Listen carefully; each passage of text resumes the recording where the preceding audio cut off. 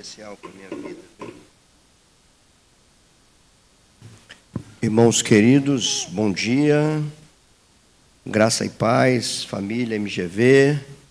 Estamos aqui mais uma vez, no púlpito dessa igreja, fazendo o que a gente ama e procurando fazer com zelo, com dedicação, com carinho e, acima de tudo, com fidelidade a Deus e fidelidade à sua palavra.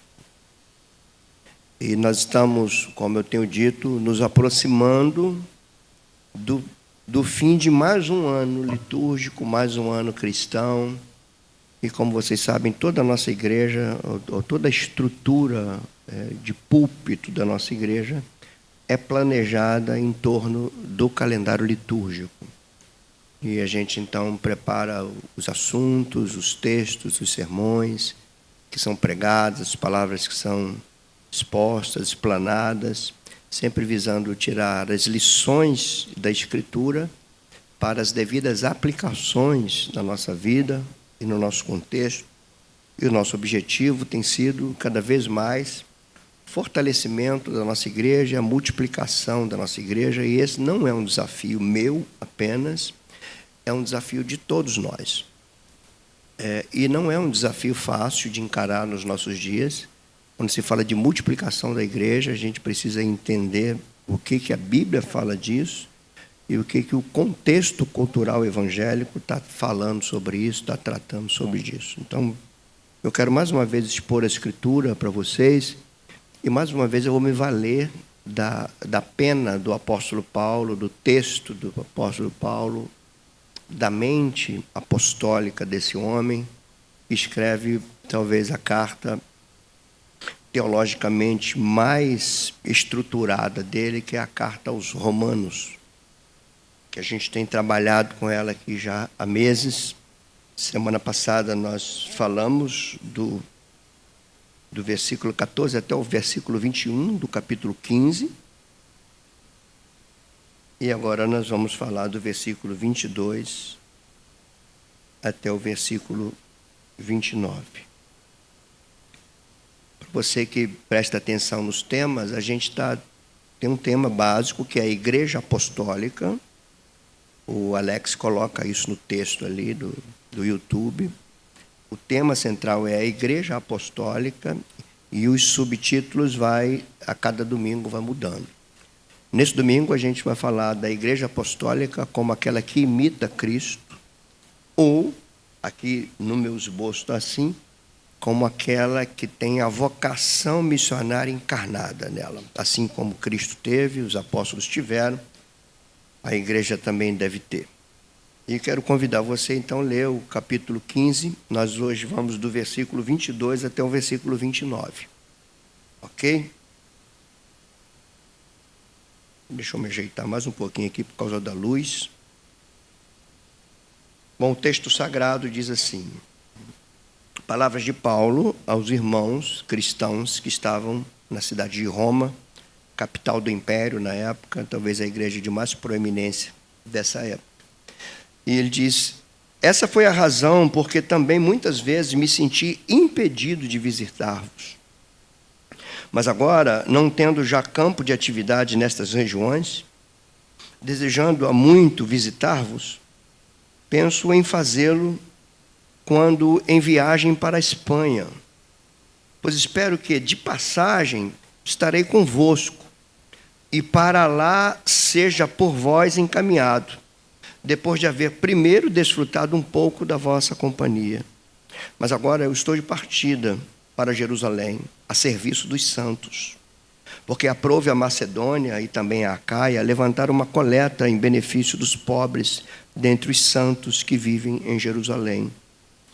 Isto lhes pareceu bem, e mesmo lhes são devedores, porque se os gentios têm sido participantes dos valores espirituais dos judeus, devem também servi-los com bens materiais. Tendo, pois, concluído isto, havendo-lhes consignado este fruto, passando por vós, eu irei à Espanha, e bem sei que, ao visitar-vos, eu irei na plenitude da bênção de Deus. Senhor, ajuda-nos ajuda-nos a entender não somente esse texto e aquilo que ele nos fala nesta manhã, mas ajuda-nos a entender as entrelinhas do texto, o contexto, a vivência cotidiana que levou o apóstolo a escrever essas palavras. Dá-nos a sabedoria necessária para compreendermos o que tu queres de nós ao nos trazer esse texto sagrado. Desde já nós suplicamos pela tua longanimidade para conosco, porque temos ciência de que muito ouvimos, mas não temos muita ciência de que muito aplicamos em nossas vidas. Seja longânimo conosco, Senhor. Não deixe de nos falar. Nós te pedimos. Em nome de Jesus, eu oro por mim, por esses irmãos que estão aqui, por tantos outros que estão em suas casas, participando de casa, e tantos outros que ainda terão acesso a esse conteúdo, a esse sermão. Que em tudo o teu santo nome seja glorificado, Senhor. Assim nós oramos. Amém e amém. Irmãos queridos, o meu desejo nesse tempo, e posso dizer que também a minha oração por mim, pelo ministério de Deus confiado a mim, e meu desejo e a minha oração para esta igreja, para a tua vida, que sai da tua casa para estar aqui cultuando a Deus e ouvindo a palavra. Meu desejo e a oração é para que o nosso conhecimento do Evangelho, guarda bem essas palavras, desejo e minha oração é que o nosso conhecimento do Evangelho seja tão profundo, tão autêntico, que nos leve a entender a própria vida como uma vida de vocação missionária. Entender que a existência humana é para uma vocação missionária. E para que eu entenda a vida como uma missão, não tem outra maneira a não ser que eu compreenda profundamente o que significou a morte e a ressurreição de Jesus. Se eu não compreender profundamente isso, é possível que toda a minha inclinação missionária, vocacional, seja desdobramento de outras coisas e não do Evangelho. E qualquer atividade missionária, qualquer ação missionária que não seja fruto de uma própria e profunda compreensão do Evangelho, talvez não tenha autenticidade apostólica. E a gente está falando de igreja apostólica, que é o que a gente deseja. E nessa passagem aqui, né, talvez você lendo comigo, você pergunte, o que o pastor vai falar dentro desse texto? Paulo está falando dele. Paulo está falando dele, das intenções dele, dos planejamentos dele, do envolvimento dele com a igreja de Roma, com a igreja de Jerusalém, com aquilo que ele pregava naquela região toda antes de ir para Roma, porque ele tem objetivo de ir para a Espanha, pregar o evangelho na Espanha. Paulo está falando dele. Paulo já ensinou aqui nessa carta sobre a justificação pela fé e sobre a vida de quem é justificado, a vocação daqueles que foram justificados. Ele já ensinou, agora ele está falando um pouquinho dele. Ele está falando dos planos dele. Ele está falando de alguns desejos do seu coração e da sua mente com relação à igreja de Roma. Ele fala de coisas grandiosas, como ir à Espanha. Você não tem ideia do que é Paulo em Jerusalém e a Espanha naquela época. Mas era um desejo dele ir para a Espanha, e a ida dele a Roma tinha essa intenção também. Ao ir a Roma, ele de alguma forma tivesse facilitado a ida dele à Espanha. Mas tudo isso para pregar o Evangelho. Então, é uma passagem que mostra, sobretudo, uma paixão missionária.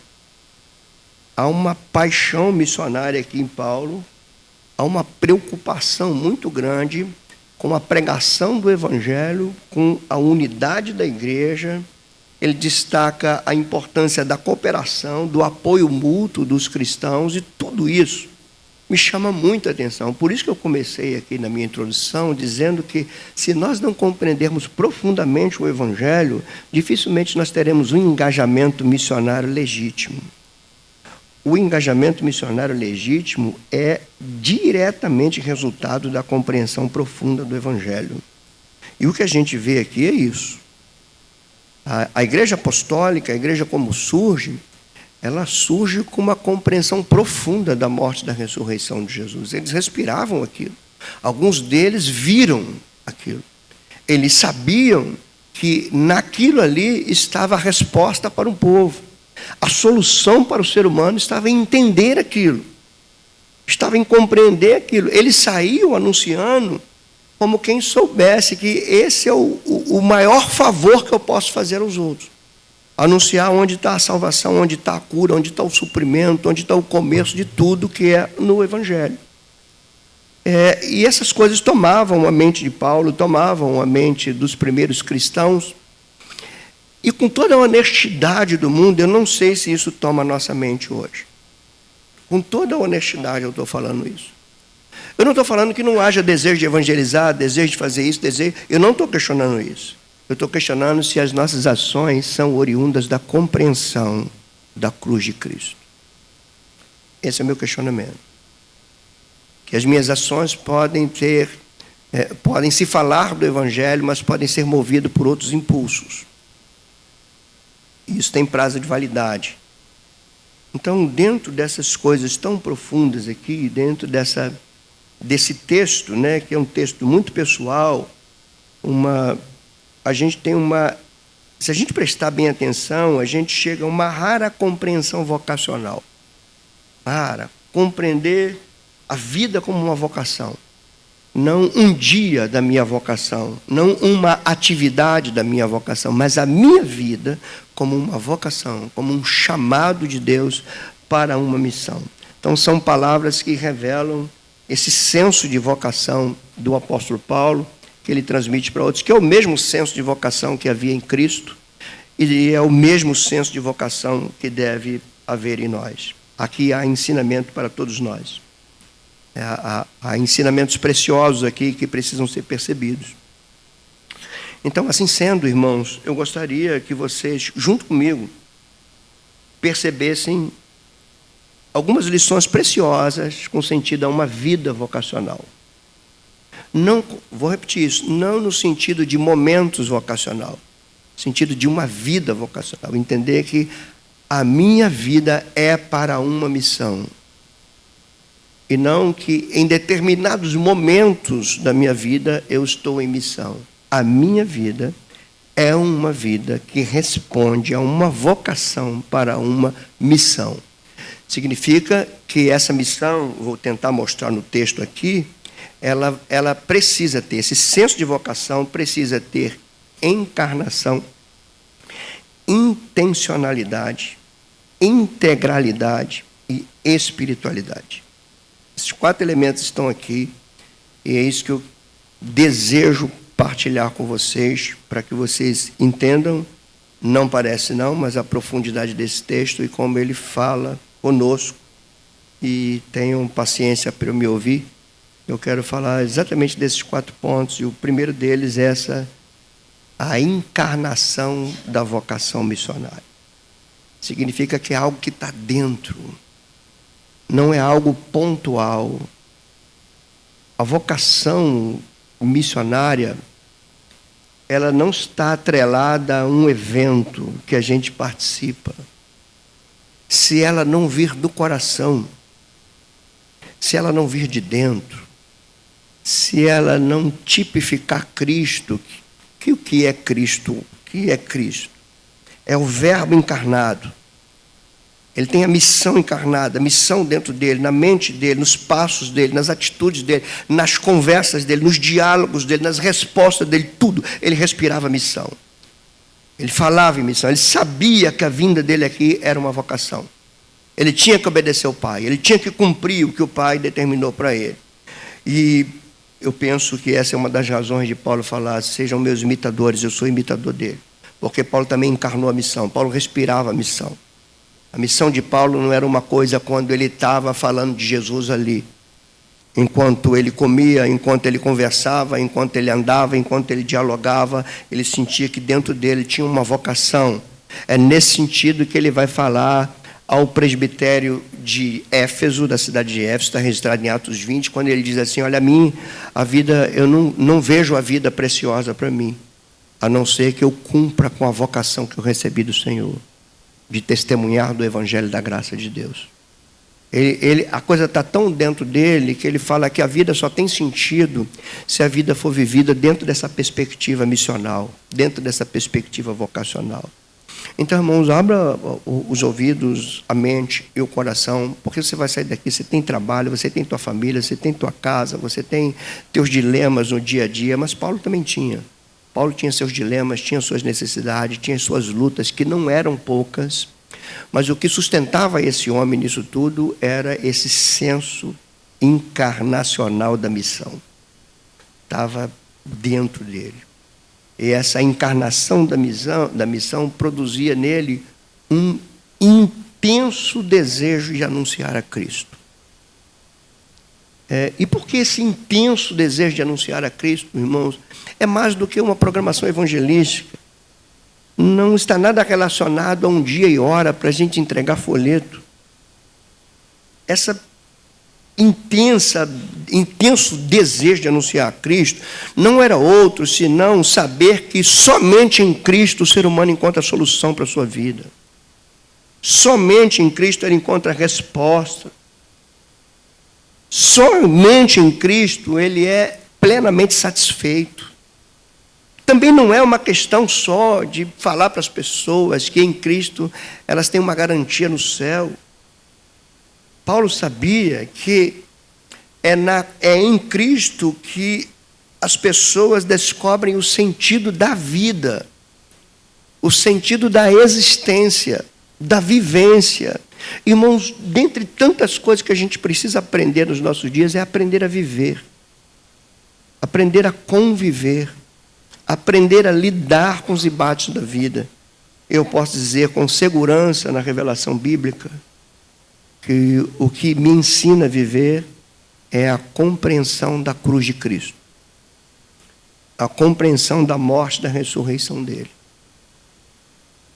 Teu vizinho precisa conhecer isso, teus parentes precisam conhecer isso, aqueles que estão à nossa volta precisam conhecer isso, mas repito, isso tem que ser fruto do que está dentro de nós. O que tem que estar dentro de nós é o Evangelho. Não é outra coisa. É o Evangelho. No Evangelho está a solução para o mundo. A coisa é tão profunda, tão forte, que Jesus falou algo que nenhum fundador de religião teve a ousadia de falar. Ao ressuscitar dentre os mortos e ao comissionar seus discípulos, ele diz: olha, levem o mundo a me seguir. Façam discípulos meus de todas as nações.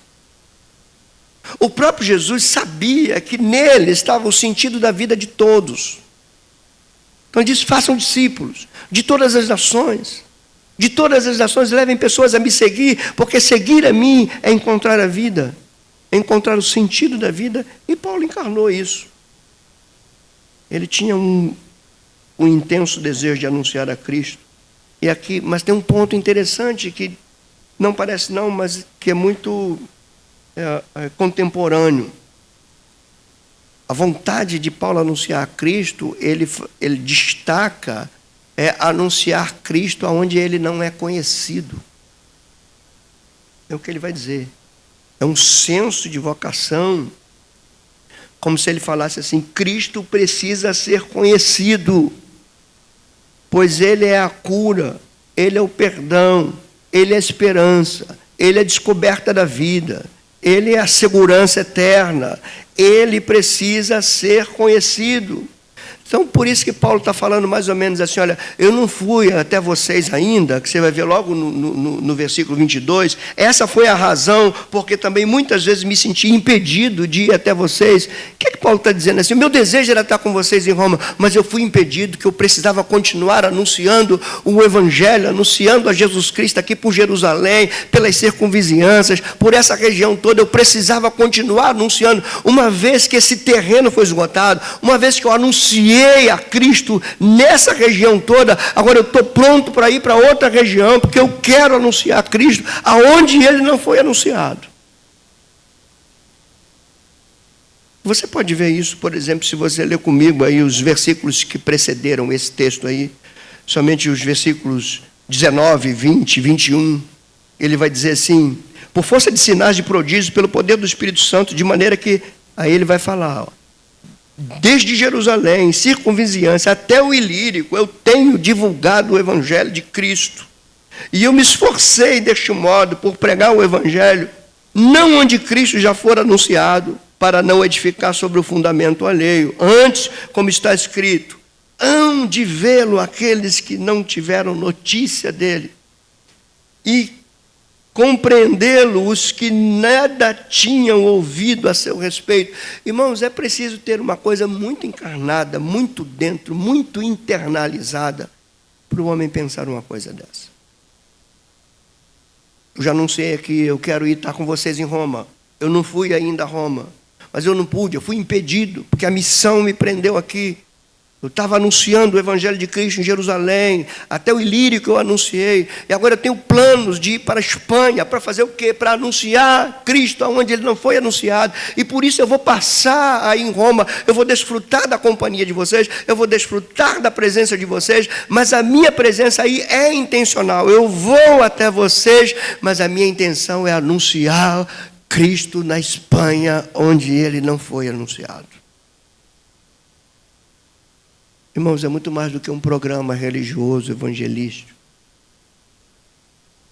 É algo que está dentro. Por isso eu digo que essa é uma das razões da minha oração. Que eu tenha um profundo conhecimento do Evangelho, a ponto de não desanimar, mesmo quando eu enfrento resistências. Para que eu continue pregando, na certeza que o bem maior de um ser humano é encontrar a vida. E a vida está em Cristo. E ele precisa ser anunciado. Muitas coisas desfiguraram isso nos nossos dias.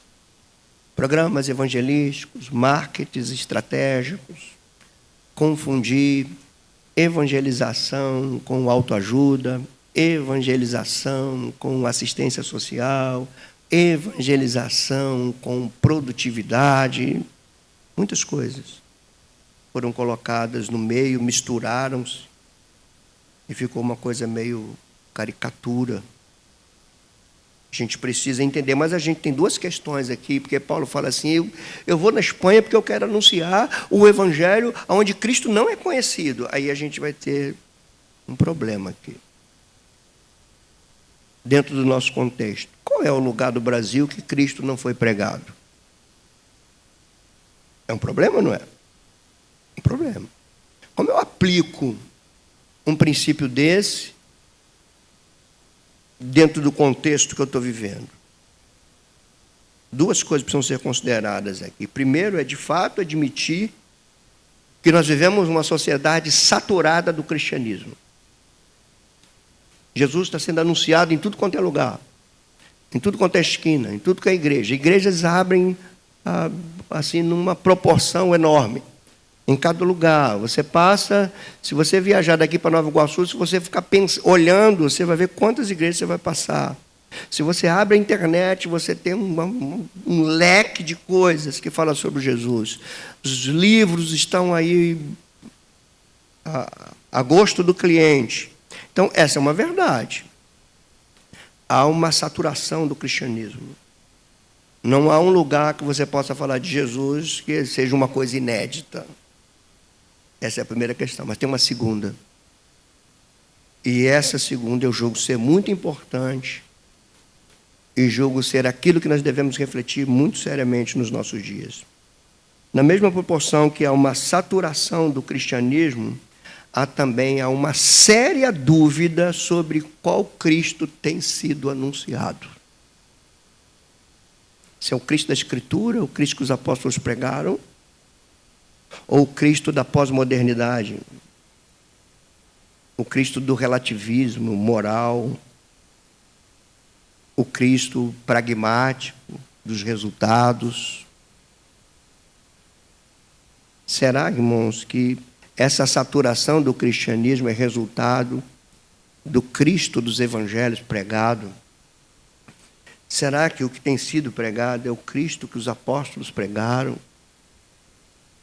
Será que o evangelho que tem sido pregado é aquele que Paulo falou assim: não existe outro. Se aparecer outro, é maldito. Que evangelho tem sido pregado? Quantas coisas têm se misturado com o evangelho e desfigurado o Cristo da Escritura?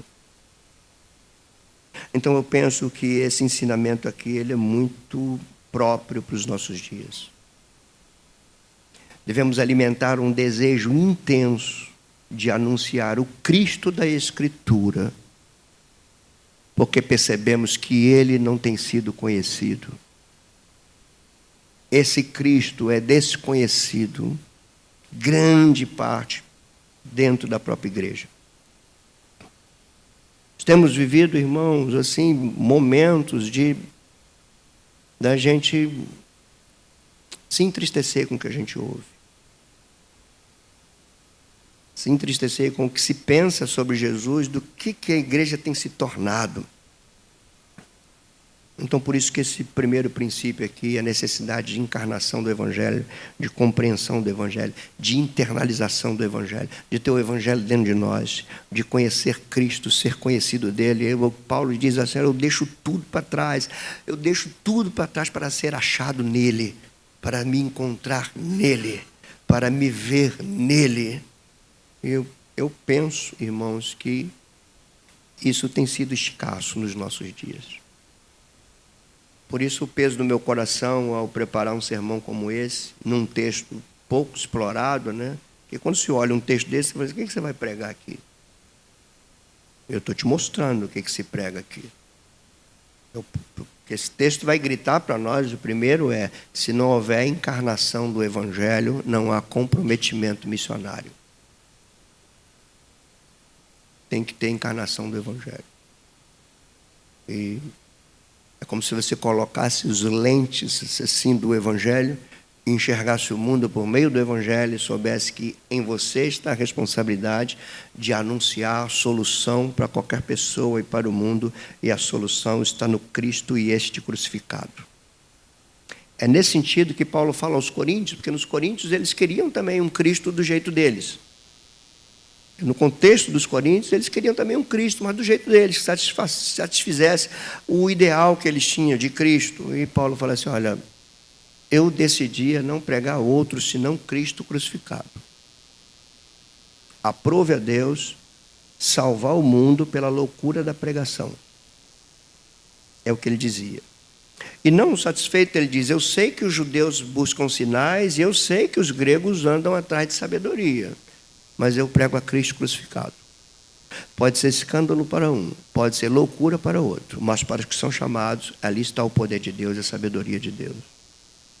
Eu posso dizer para vocês que isso tem alimentado a minha vida nos dias de hoje. Pregar esse Cristo. Embora eu tenha consciência que é um desejo muito grande pelos sinais, pela sabedoria, por isso ou por aquilo, do Cristo que satisfaz aquilo que eu penso que ele tenha que ser para todos nós. Então essa é uma primeira lição que eu chamo você para compreender junto comigo no texto. Mas há uma segunda, eu falei de 4, né? A segunda tem a ver com intencionalidade.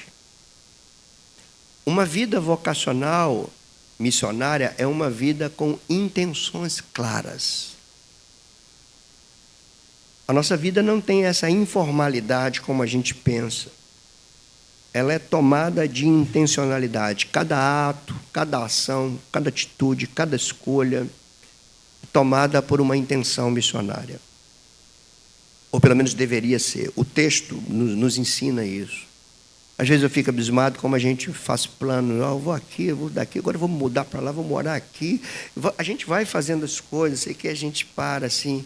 Com que intenção eu estou fazendo isso? Com que intenção eu estou tomando tal atitude? O que tal atitude coopera para o desenvolvimento da vocação missionária que Deus me deu. Por que eu fiz a escolha dessa profissão? Por que eu entrei nesta carreira profissional? Pouca gente pensa assim. Mas Paulo pensava. E Cristo também pensava. Você já vê os evangelhos, Cristo falando assim, olha, vamos aqui, vamos para outras regiões, porque também aprove a mim pregar o evangelho nessas outras regiões. A vida de Jesus era intencional. Tudo que ele fazia tinha uma intenção missionária que movia aquilo. E repito, essa intenção missionária, ela era resultado da compreensão do evangelho. Jesus sabia o que ele veio fazer. Ele sabia, ele tinha muita ciência do que era isso. Ele dizia, é para isso que eu vim para morrer. Eu vim morrer para que vocês tenham vida. Ele sabia disso, e as ações dele eram intencionais. E eu, assim, com muita honestidade, irmãos, pregando, por isso que eu comecei falando, é a minha oração. Que é uma coisa que eu questiono a mim mesmo, as minhas intenções. Com que intenção eu faço isso? Qual é o propósito de eu ter tomado essa decisão, essa atitude? E você deve estar perguntando, pastor, onde você vê isso no texto? Em cada detalhe. Quando eu falo de intencionalidade, de uma vida intencional para a missão, quando você lê esse texto, quando ele fala assim, eu quero ir à Espanha. É o que ele diz aí. Mas se você perceber no texto, ele não está querendo fazer turismo na Espanha. A ida à Espanha tinha uma intenção. E ele diz, antes de ir à Espanha, eu vou passar em Roma. A passagem dele em Roma tinha uma intenção. A intenção dele ir para Roma é ir para a Espanha. E a intenção dele ir para a Espanha é pregar o evangelho onde Cristo não era conhecido. Intencionalidade. Movida por uma compreensão profunda da verdade do evangelho. Irmãos, o evangelho não é fábula. O evangelho não é uma invenção religiosa. O evangelho é uma verdade. O evangelho é um fato que ocorreu na história. E que a salvação do ser humano, em todos os aspectos de salvação, não somente uma salvação de moradia celestial, mas a salvação do homem como descoberta dele mesmo, descoberta da sua identidade, da sua consciência, da sua razão de viver, da razão dele estar aqui. O evangelho traz isso tudo. O evangelho não só nos salva, o evangelho nos ensina a viver. E Paulo, sabendo disso, ele tinha intenções. Ele percebia isso. Se eu vou à Espanha, eu tenho intenção de ir aí em Roma. Eu só não fui em Roma. A intenção é eu ir em Roma. Eu só não fui ainda porque eu estava pregando o evangelho na região de Jerusalém, do Ilírico, essa região toda. Isso estava me prendendo aqui porque a vocação é mais forte.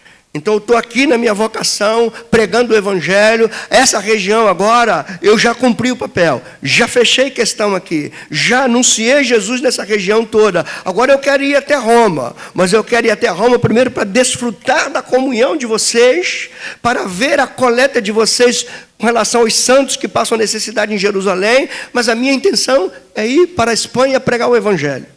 São ações intencionais. Não são coisas estereotipadas.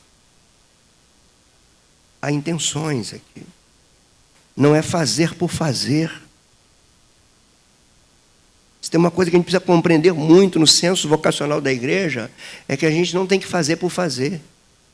A gente faz porque há uma intenção no que a gente faz, e essa intenção é resultado do profundo conhecimento que nós temos do que é o evangelho. Então, esse é um terceiro ponto. É necessário ter intenções. As intenções precisam ser santas. Nossa vida precisa ser intencional. Nossas reuniões precisam ser intencionais. Qualquer coisa que você faz que tenha um senso de missão em você. Teu trabalho, teu lazer, tenha um senso de missão. Se você vai num lazer com a sua família, seja intencional, desfruta do lazer, daquilo que te proporciona, mas não perca a oportunidade de ensinar o Evangelho com palavras e com vida para os teus filhos, para o teu cônjuge. Seja intencional, como Paulo era, como Jesus foi, como os apóstolos foram e como a igreja apostólica deve ser. Há uma terceira lição que eu queria partilhar com vocês aqui. Além de encarnação, além de intencionalidade, havia integralidade no senso vocacional de Paulo. O que é isso? A visão missionária dele, da sua vocação missionária, não era coisa de uma tecla só, de uma nota só. Não era uma coisa só de falar de Jesus para quem não ouviu, não era uma coisa só de dar pão para quem tem fome, era tudo. Era integral. Ele se preocupava em falar de Jesus para os que não conheciam, para os de fora. Mas ele se preocupava também com as necessidades daqueles que conhecem a Jesus e que estão dentro. Isso é uma consciência de vocação missionária, que eu acho que às vezes está carente. Repare o que ele escreve nos versos 25 e 26. Ele diz assim: mas agora eu estou de partida para Jerusalém, fazendo o quê? A serviço dos santos. O que ele ia fazer na Espanha? Pregar o Evangelho para quem não conhecia. E em Jerusalém? Servir os santos. O que é isso? Anunciar Jesus aos de fora. Fortalecer os de dentro. Visão integral. Difícil de se ver. Porque nós somos propensos a nos dedicar nas coisas que temos mais inclinação e esquecemos das outras.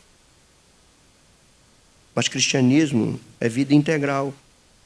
Verso 26, ele diz: porque aprouve a Macedônia e a Acaia, são duas regiões grandes, levantaram uma coleta em benefício aos pobres dentre os santos que vivem em Jerusalém.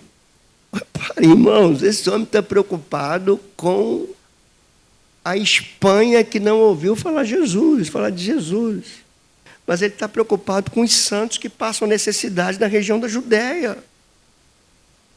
Ao mesmo tempo que ele tem um projeto missionário na Espanha, ele também tem um projeto de assistência aos santos que envolve a Macedônia, a Acaia, a própria Ásia, onde ele está coletando ali para dar assistência aos santos. Ele vai buscar os que estão fora, mas a sua visão vocacional integral não permite que ele vá buscar os de fora enquanto esqueça dos que estão dentro.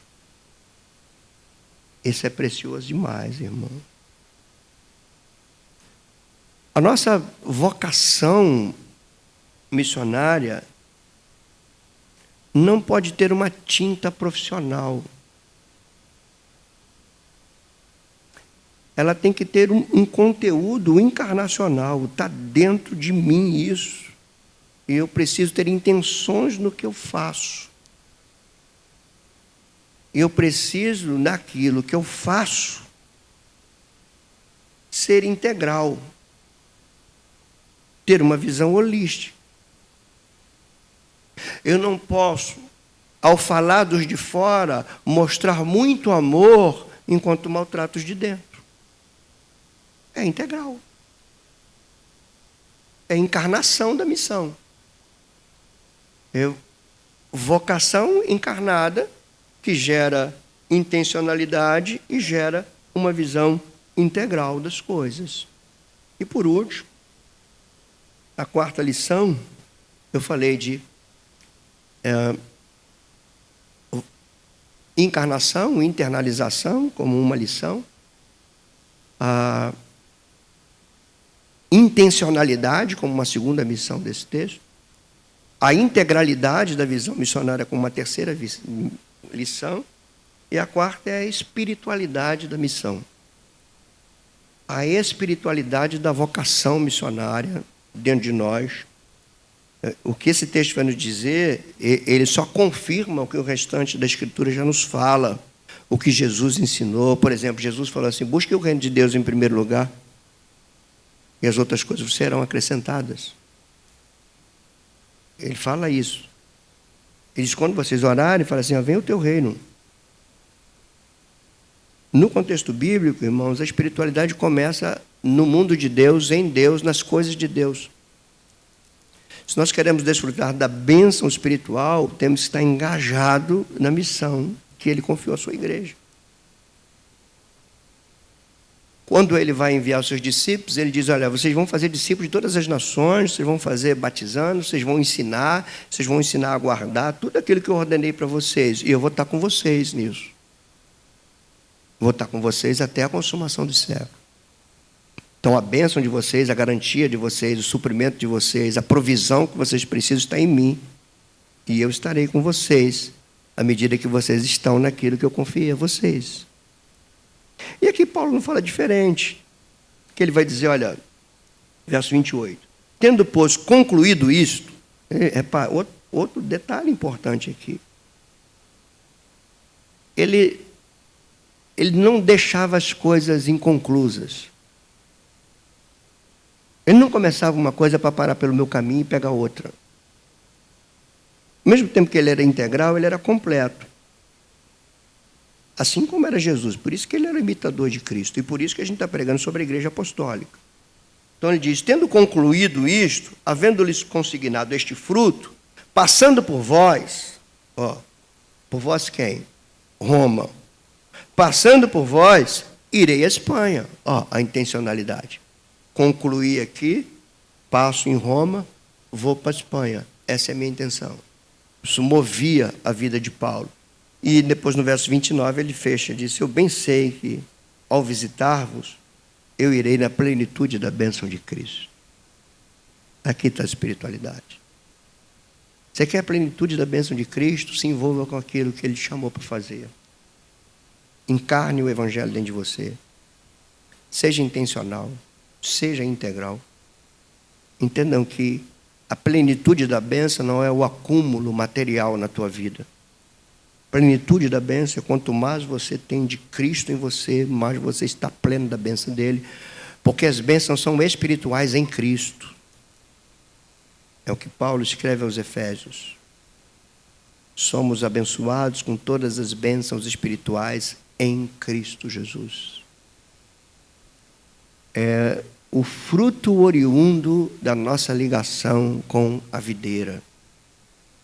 Sei que muitos buscam bênção, muitos buscam o Senhor, eu quero que me abençoe. A Dana trabalha porque quer que Deus abençoe o trabalho. Eu vou dizer assim, com toda a segurança e com todo o amor pastoral. Você quer desfrutar da bênção do Senhor? Envolva-se com aquilo que Ele chamou sua igreja para fazer. Aí você vai ir. Imagino Paulo ir na Roma, eu sei que eu vou na plenitude da bênção. Por que ele vai para Roma na plenitude da bênção de Deus? Porque ele concluiu a obra em Jerusalém. Eu vou na plenitude da bênção de Deus. Irmãos, isso é precioso demais. E você deve perguntar assim, o que eu aplico na minha vida? De tudo que você ouviu até agora. Dessas 4 lições. A primeira coisa que você deve aplicar na tua vida é aquilo que eu comecei falando. Mude o foco da tua oração. Ore ao Senhor para você ser um profundo conhecedor do Evangelho. Ore ao Senhor para você ter sede da Escritura. Sede da Escritura. Irmãos, eu sou uma pessoa que eu leio. Eu leio. Mas nenhuma leitura minha supera a leitura da Escritura. Não tem um livro que eu leia mais que não seja a Escritura. Eu leio livros teológicos, eu leio livros filosóficos. Mas não tem um tipo de leitura que supere a Escritura. É dela que vem as minhas lentes, o meu crivo. É pela Escritura que eu consigo enxergar o mundo, enxergar a mim mesmo. É pela Escritura que eu sei quem é Cristo. Então, a primeira lição é, eu quero conhecer o Evangelho. Não quero entretenimento de domingo, eu quero conhecer o Evangelho. Eu quero me aprofundar no Evangelho. Que à medida que eu me aprofundo no Evangelho, eu também vou saber o quanto as pessoas necessitam do Evangelho. Uma segunda aplicação para você, saia daqui desejando firmemente anunciar Cristo aonde Ele não é conhecido. Olha, vou dizer, o campo é vasto para você nisso. Onde Cristo não é conhecido hoje, dentro da igreja dele mesmo, em muitos lugares. É conhecido um outro Cristo, o Cristo da Escritura não. É o Cristo que dá resultado, é o Cristo que faz, é o Cristo que faz eu sentir, é o Cristo que me dá aquilo, é o Cristo que me deu vitória, é o Cristo que depois que eu conheci minha vida melhorou. Mas o Cristo da Escritura, anuncio, a solução está nisso. Engaje na tua igreja. Nós estamos nos preparando para 2026. E esse é um ponto central em 2026. Anunciar a Cristo, anunciar a Cristo, anunciar a Cristo. Ter uma vertente vocacional despertada, acesa, avivada. Então deseja anunciar a Cristo. Não é anunciar a Cristo, olha, sabe que Jesus te ama, sabe que Jesus tem um plano para a tua vida. Todo mundo já ouviu isso. Muita gente que fala Jesus tem um plano para a tua vida, sequer sabe qual é o plano de Jesus para a sua própria vida. Então, irmãos, a gente está num tempo de pós-verdade, é um tempo pós-cristão. É um momento propício da igreja acordar para anunciar o Cristo da Escritura. Esse precisa ser conhecido, então saia daqui desejando isso e comece por você.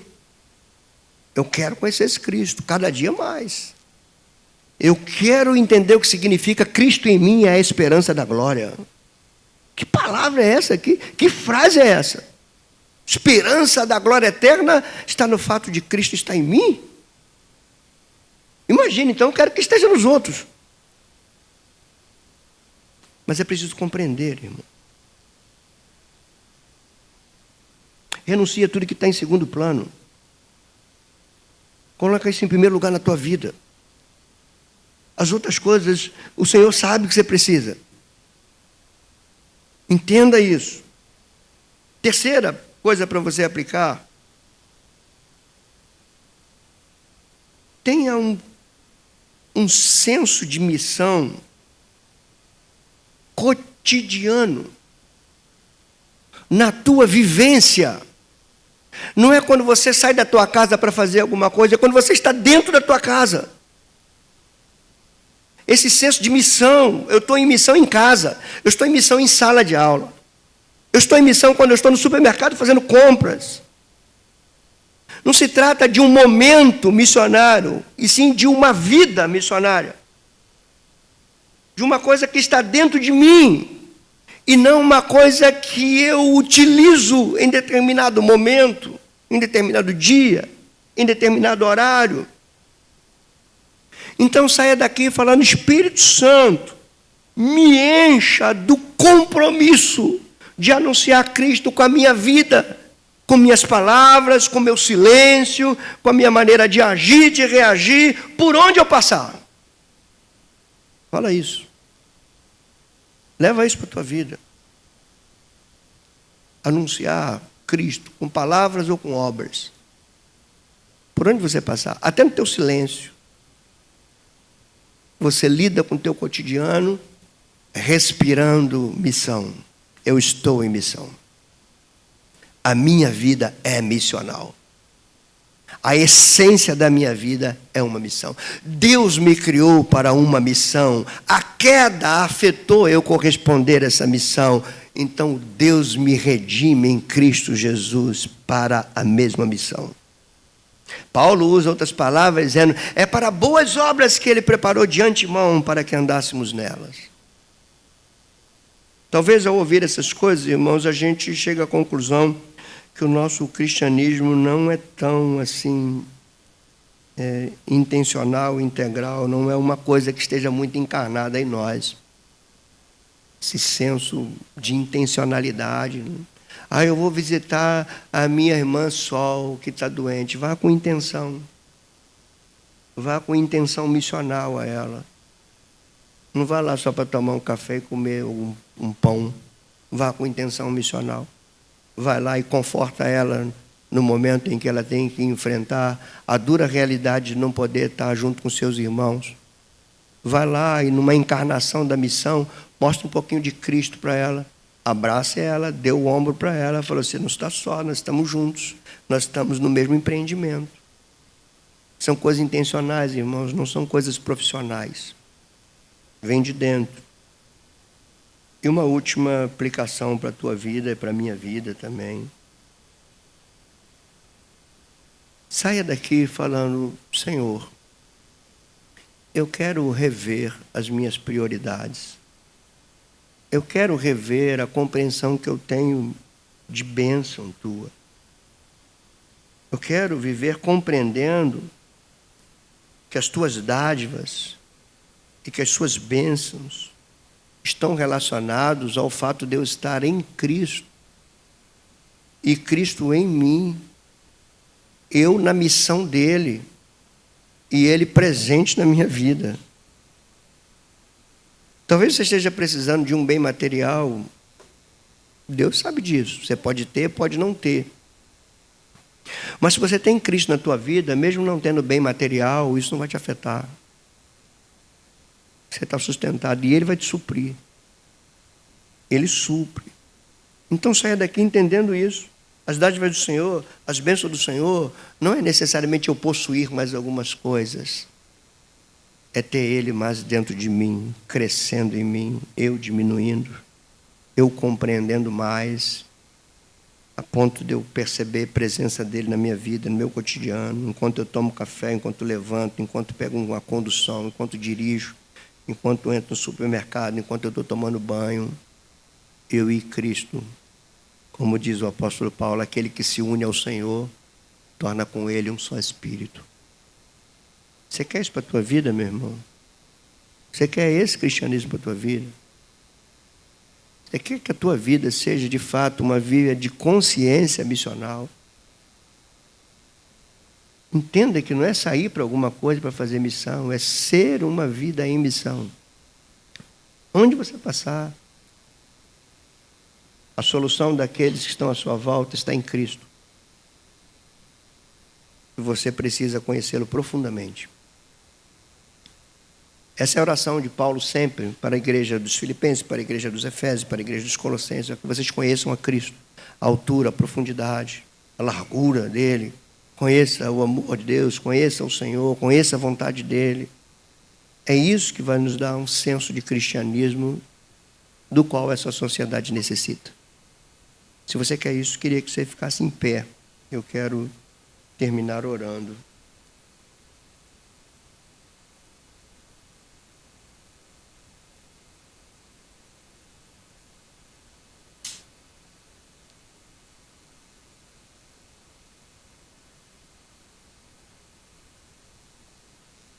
Eu peço a você que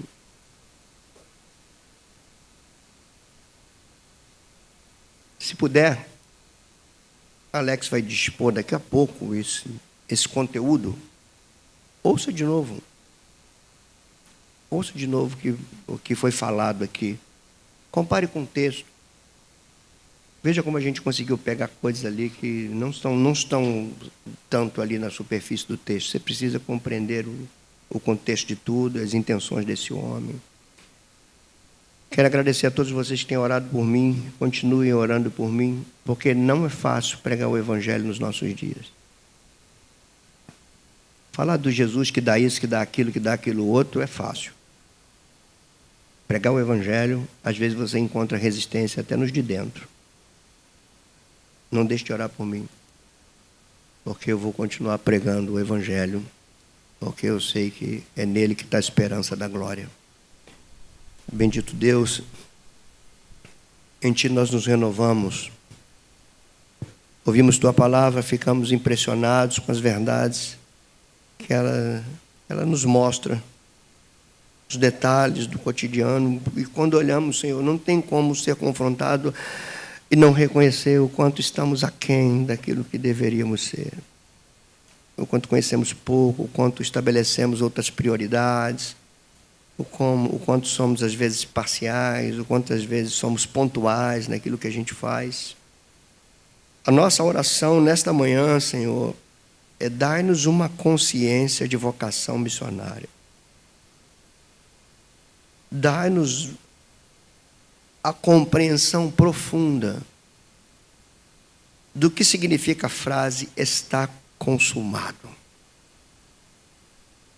Do que significa a frase dita por um anjo, por que você procura o que vive dentre os mortos? Dá-nos compreensão dessas grandezas, Senhor. Não queremos continuar sendo crentes superficiais. Queremos nos aprofundar porque Tu confiaste a nós a pregação do Evangelho. Tu falaste aos Teus apóstolos que eles fizessem discípulos, pessoas que seguissem a Ti. Mais de 20 séculos se passaram, nós estamos aqui. Sociedade é outra, a cultura é outra, comportamento é outro, o mundo é outro. Mas o Evangelho é o mesmo. Então dai-nos sabedoria, Senhor. Nós reconhecemos e confessamos nossas fragilidades, nossas inconstâncias, nossas contradições. Reconhecemos e confessamos isso. Te pedimos, Senhor.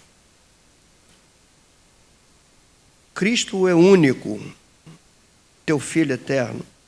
O apóstolo Paulo também, Teu servo, é único. O Teu Evangelho também é único.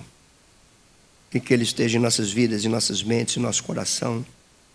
Possamos enxergar o mundo pelas lentes do Evangelho e trazer para a nossa vida essa consciência de missão. Senhor, eu sei, e sei que meus irmãos sabem, que é muito possível a gente sair daqui para lá e a nossa mente se ocupar com muitas outras coisas, esquecermos grande percentual do que Tu nos falaste.